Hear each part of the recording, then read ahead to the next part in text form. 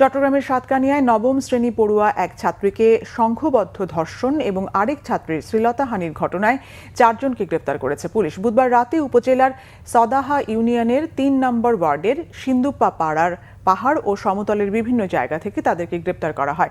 Police জানিয়েছে, বুধবার ভুক্তভোগী নবম শ্রেণী ও অষ্টম শ্রেণীর 2 ছাত্রী সদাহা ফজুর পাড়া থেকে মাহালিয়া শহুদের নালা ও সদাহার পাহাড়ি মৎস্য প্রজেক্ট এলাকায় ঘুরতে যায়।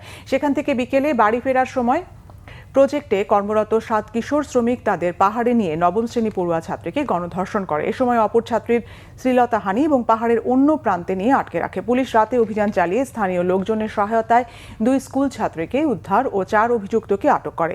এরা হলো পূর্ব সদাহা সিন্ধি পাড়ার মোহাম্মদ সৈয়দ, মানিক ইসলাম, আব্দুর রহিম ও উত্তর পাহাড়ের কালামিয়া বাড়ির মোহাম্মদ রাকিব।